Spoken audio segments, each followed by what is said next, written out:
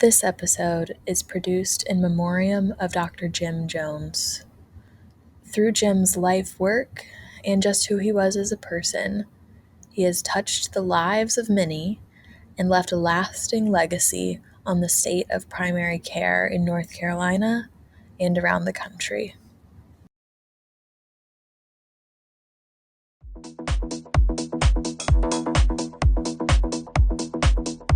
Welcome to Future of Caregiving.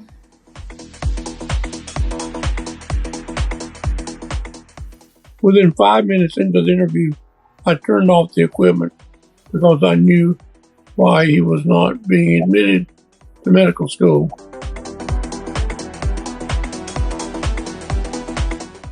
We have two very exciting guests on today's podcast. We have Dr. Michelle Jones, who is a family physician practicing in Pender County, North Carolina. She's a proud graduate of the ECU School of Medicine, now Brody School of Medicine, and Duke University for internship and family medicine residency.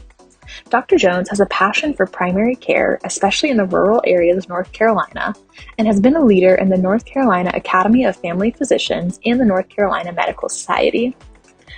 Also with us is Dr. Jim Jones. Dr. Jim Jones is a visionary leader in expanding access to and improving healthcare in North Carolina.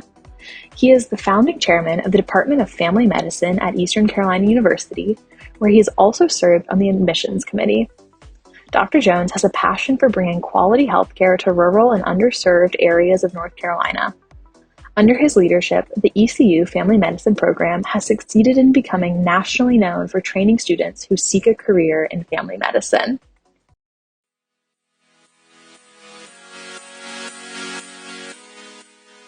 Hi, I'm your host, Leah Warnke, and this is Future of Caregiving, where we explore the rapidly evolving world of caregiving. From technological advancements to demographic shifts, we'll delve into the challenges and opportunities that lie ahead for those who provide care and those who receive it. Join us as we discuss the future of caregiving with experts, care providers, and those with first-hand experience. We'll examine the trends, breakthroughs, and innovative solutions that are shaping the way we care for each other now and in the years to come.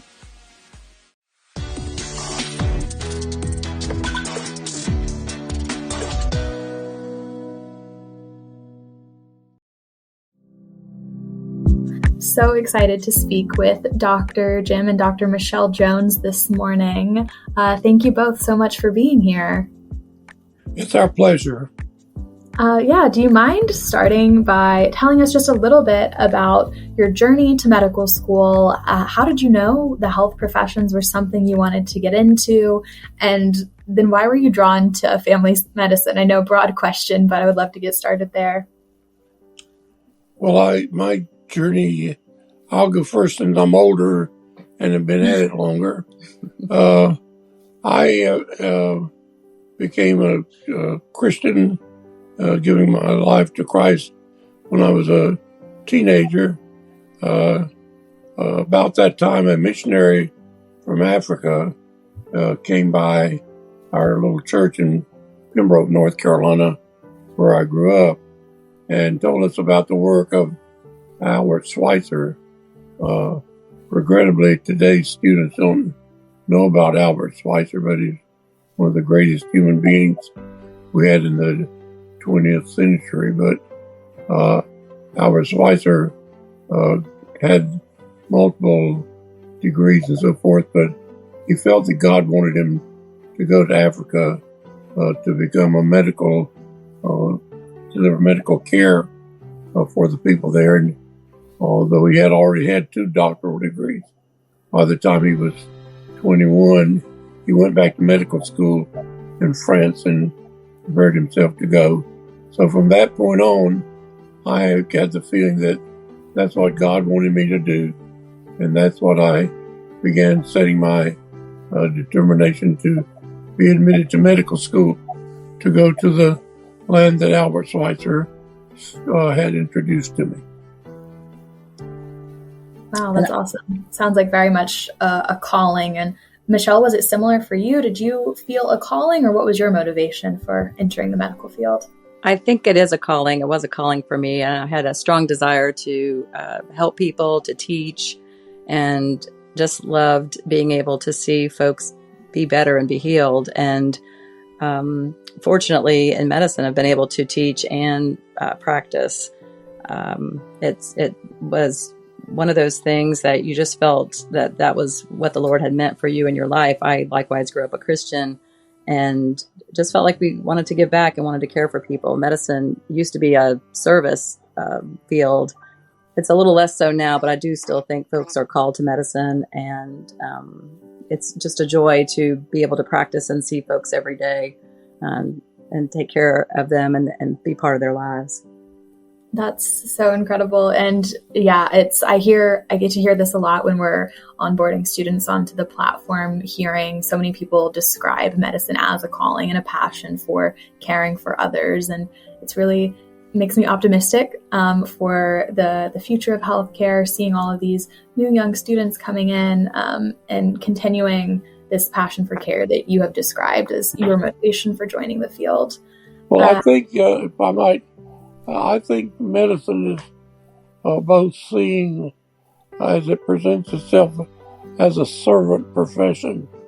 It really, unfortunately, most people looking at today's medical practice in America think it's about money, but really when medicine is at its best, it's a servant profession.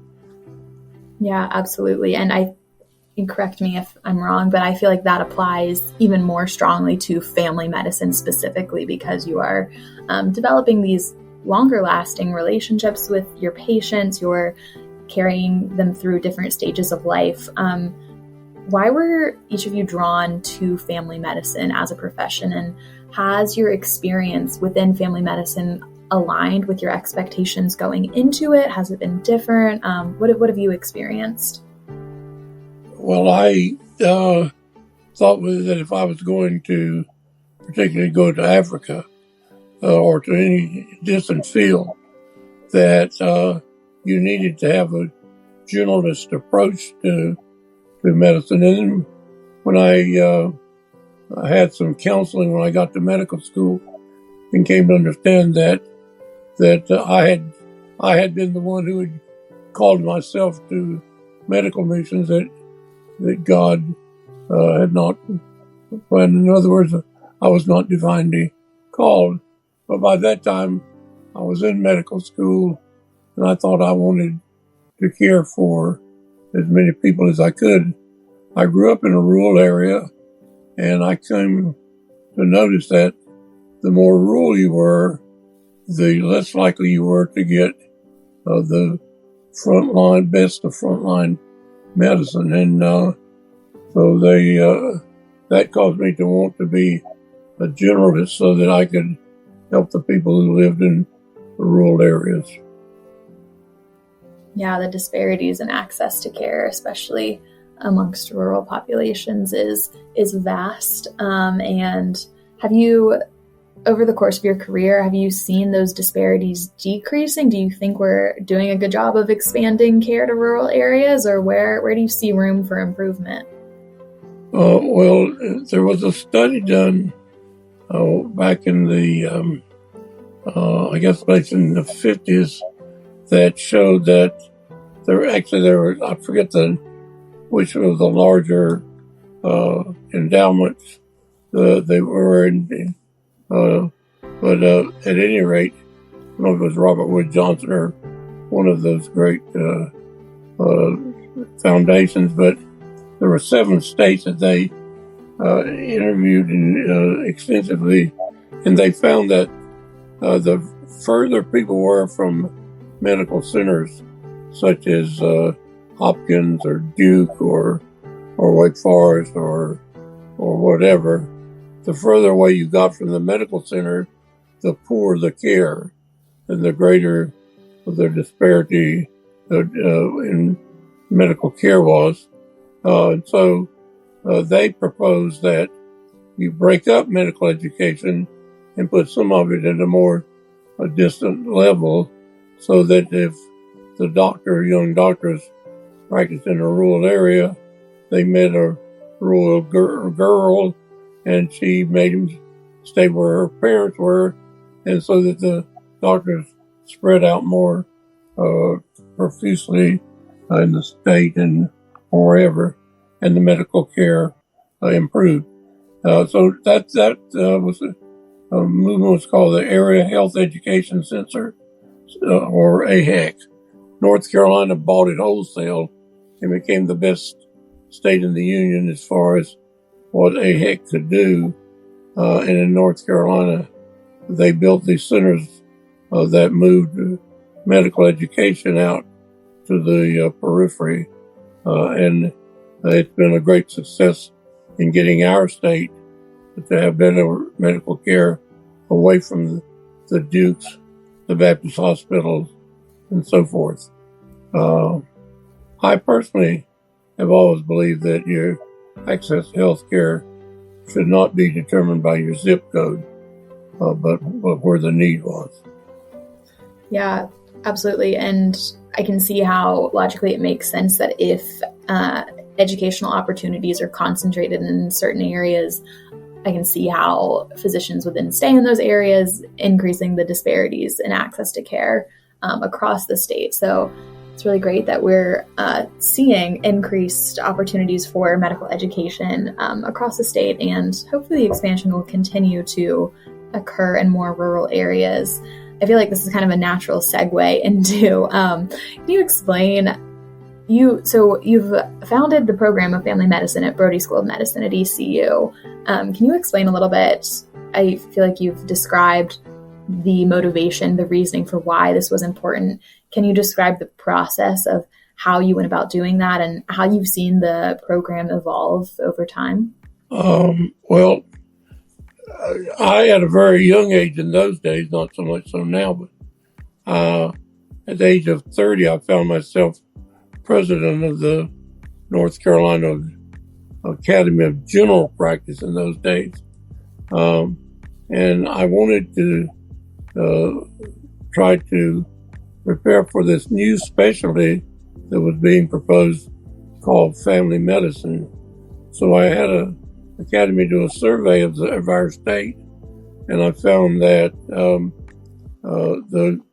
the great majority of doctors in rural North Carolina was age 56, 55, 56, which meant in a decade, if those doctors were not replaced, there would be no doctors in the rural North Carolina, which in the 50s and 60s was still predominantly a rural state. And at that time, it just happened to coincide when East Carolina was proposing to develop a second state-supported medical school that would emphasize general practice and caring for rural and underserved areas of medicine in the state. It became a big political thing. Against all odds, I persuaded the family doctors to come out in support of that school, whereas the State Medical Society and the other medical schools had endorsed the UNC position that the state did not need a second medical school at any rate. I became very visible as a proponent in favor of that school. And as a result, when it was all over with and the legislature approved the school, I thought I was going to settle back into my role as a family doctor, general practitioner in Jacksonville, North Carolina. But unfortunately, pressure was put on me from President Friday and from others that since I had a significant role in the politics of it, that I needed to go to Greenville and help start the school. Otherwise, it would not be the school that I had envisioned and that I had persuaded the legislature that that's what the North Carolina needed and was going to get. So I promised to go for 2 years. I ended up staying 20 years, but we did develop a school that, as I'm proud to say, has emphasized training generalist physicians. It ranks second in the nation in the number of its graduates who practice in the state that they've graduated from medical school in. It ranks first in the number of students that go to areas that had not been served. So I'm very proud of the track record that the school has done. Well, yeah, I'm going to jump in here because Jim's sometimes humble about this, but as a graduate of ECU, I'm very proud of their mission, their three-pronged mission, and it was known by every student in my class, everyone that was there at the university. The mission of the school was to increase the number of family physicians and primary care physicians, especially in Eastern North Carolina, to increase the number of non-traditional students going to medical school. And in this day and age, it did then, but especially now, we're talking about those physicians of color or those physicians who have not been represented amongst physicians. And then to increase the number of folks in practicing medicine in Eastern North Carolina and in those rural areas. And I'm happy to say that school is fulfilling its mission. But Jim was a large part of that mission being maintained over the years. It's still the mission. They're still succeeding. It's been a great project of having another medical school in our state, and we're very blessed to have ECU in the eastern part of the state and have Jim have been part of that. And I'm happy to say I'm a graduate. Not all of the graduates go into family medicine, but even those that are specialists, they know and value the importance of primary care, and they preach it to their patients that they need a primary care physician.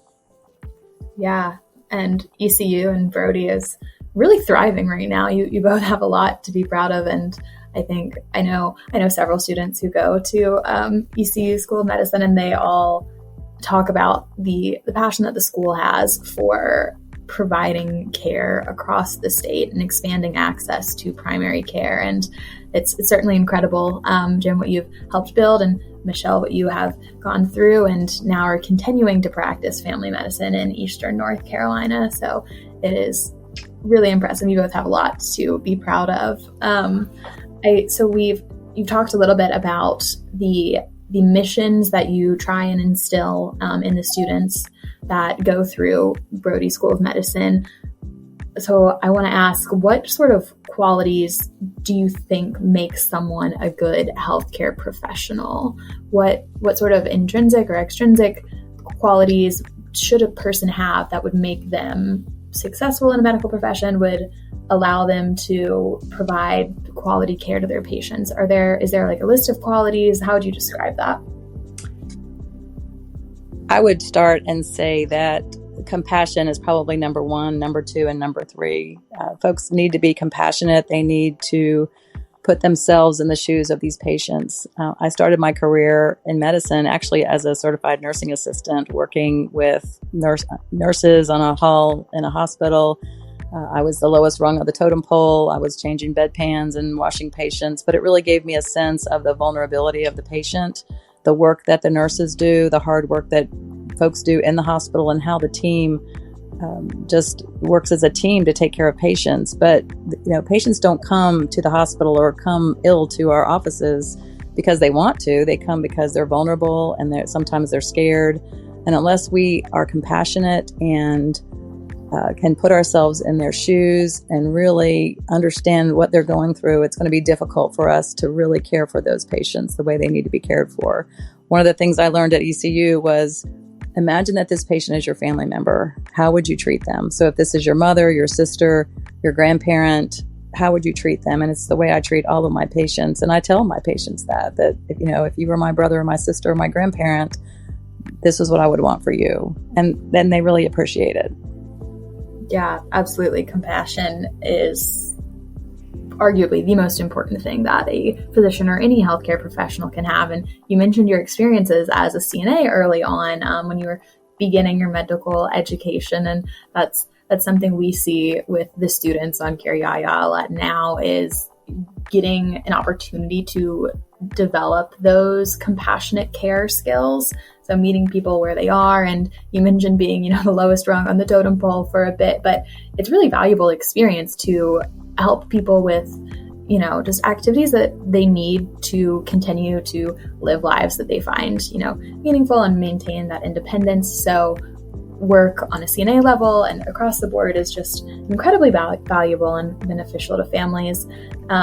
So Jim, I'll turn this question to you. And you've also spent time on the Brody School of Medicine admission board. So you get to see lots of students coming in, and you get to make some decisions on figuring out who would be a good candidate. Do you have some quick advice that you'd be willing to give to someone who's applying to medical school?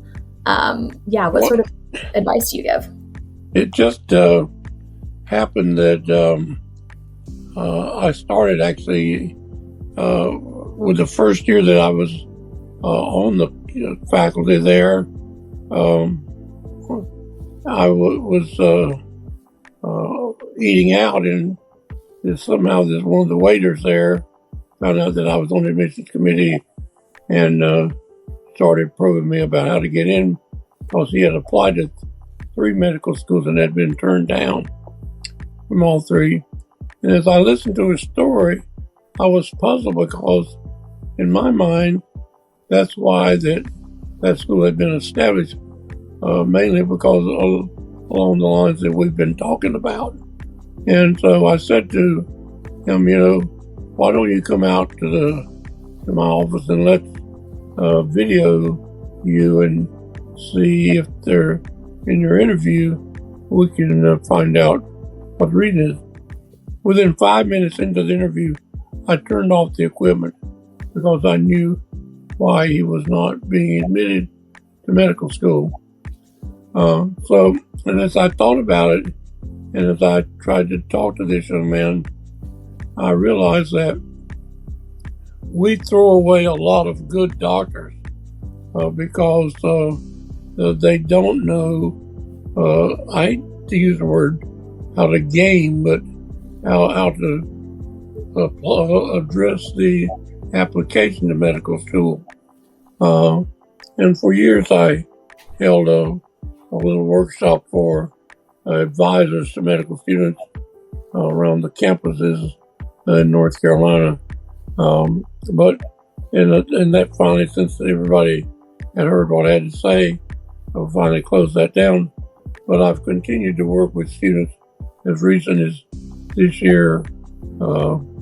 In my advanced age, I still had 4 students that I worked with this year. 3 were admitted, and 1 more is pending.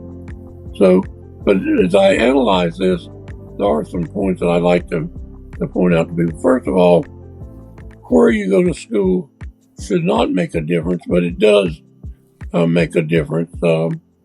Most admissions committees know that there are certain universities in this state and other states that are thought to prepare students better to study medicine than other schools are.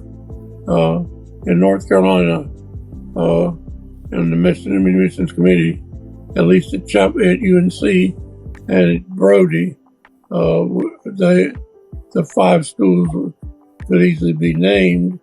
They're Duke, Wake Forest, North Carolina, Chapel Hill, North Carolina State, and Davidson. So those schools get a little bit higher notice. So if a student went to, say UNC Pembroke, and the other student went to Duke, and they had the same exact application as far as grades were concerned, almost always the person from Duke would get admitted. So as I thought about the process, the admissions committee really asked 2 questions that they want an answer to. The first is the person have the intelligence, the IQ to study medical school?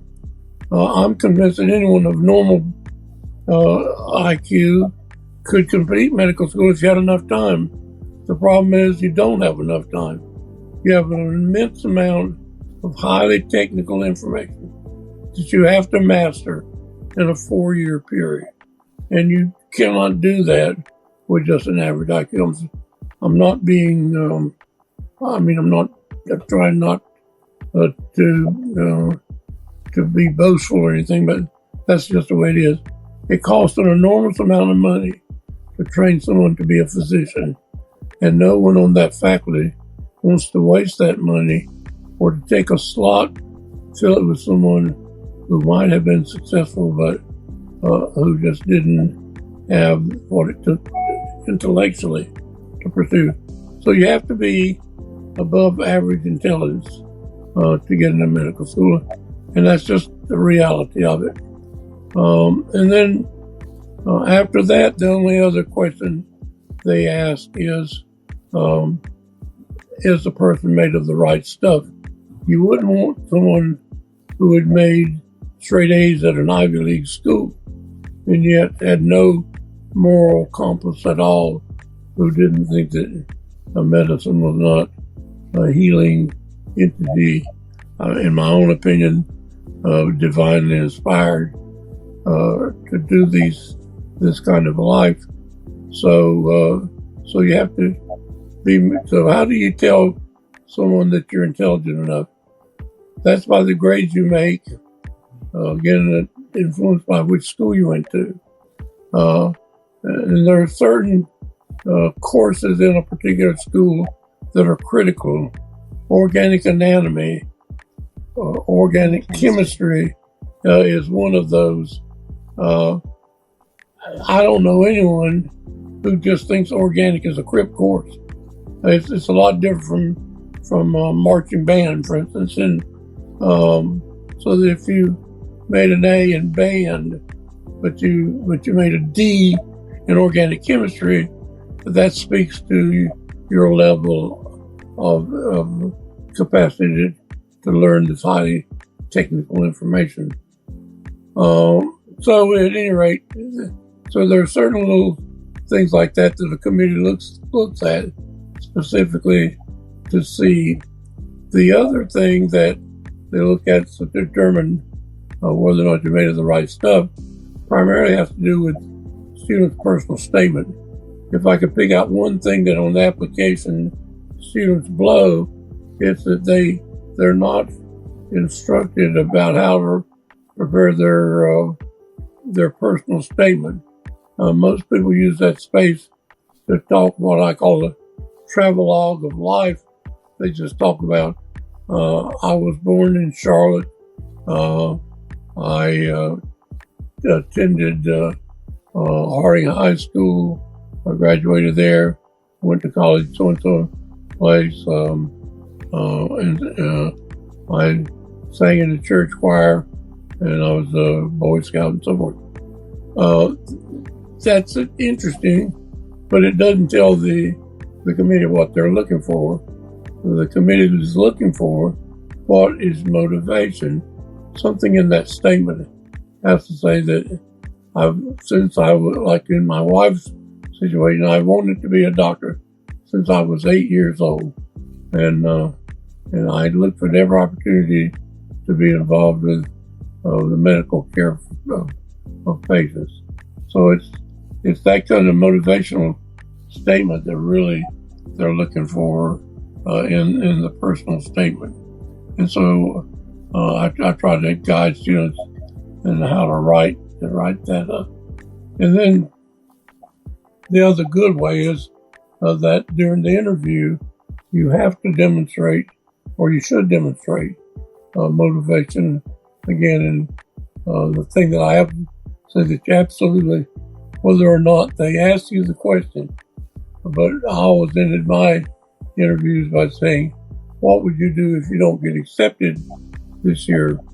And I've been known to carry that out by asking repetitively that question 6 times. But if someone crashes after the first time and says, oh, well, if I don't get in medical school, I really can teach biology, so I'll get a degree and teach biology.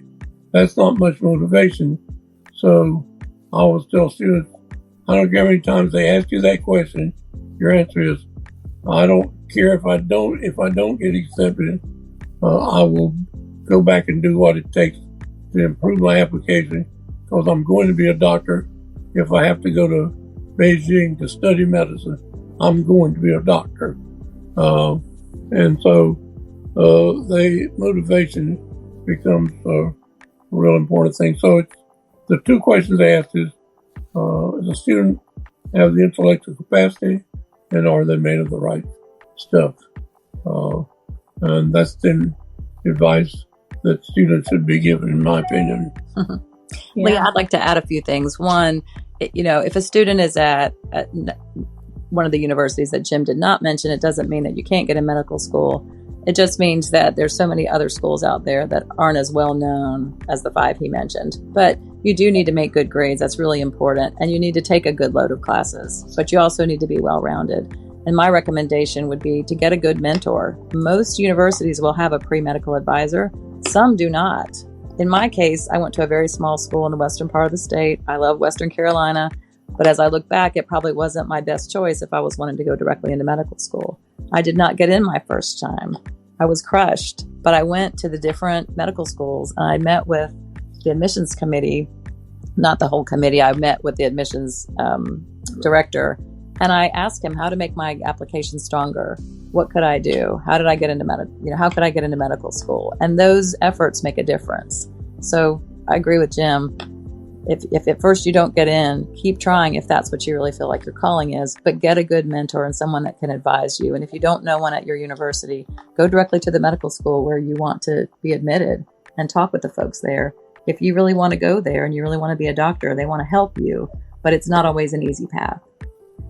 Yeah, absolutely. Thank you both so much for that advice. To summarize what you all have said, I think the first thing would be taking challenging courses and excelling in school would be number one. Just medical school is no easy feat. So showing that you are up to the academic rigor level that medical school requires, but then also almost as important is gaining meaningful experience in healthcare settings. So meaningful care experience where you are demonstrating these compassionate skills, showing that you have the desire and the motivation to provide medical care is incredibly important. And then seeking those mentors, seeking those advisors who can guide you and help you navigate the complexities of medical school applications and all of the work that goes into reaching the point where you can even begin applying. But that is all incredible advice. Thank you. Well, Care Yaya is part of that. I mean, that opportunity was not available to me as an undergraduate student, but this is a great platform and a good opportunity for students and something that they should put on their applications for medical school. Yeah, absolutely. We think this is incredibly beneficial experience for students to have, to see one, if healthcare is the path they want to go down. And oftentimes they do realize that this is something they're passionate about, and then it gives them meaningful experiences to write about, to build relationships with the people they're caring for, and to, kind of develop this experience, this hands-on experience, to be able to put in a personal statement. I know I want to go into medicine because I've had this experience caring for people. So we love what we do here, and the students seem to love it as well. Thank you both, Michelle, Jim, for your time, for sharing your wisdom and expertise, your stories. I have really enjoyed it, and I know that the students that listen to our podcast will really enjoy hearing your wisdom as well. Thank you both so much. Thank you, Leah. Pleasure. And that's a wrap for this episode of Future of Caregiving, brought to you by Care Yaya. We hope you've enjoyed this exploration into the world of caregiving and that you've learned something new and valuable. If you want to stay up to date on all things caregiving, be sure to subscribe, rate, and review. And don't forget to check out careyaya.org, where we're dedicated to improving the future of caregiving through technology and compassion. From all of us here at Care Yaya, thank you for tuning in.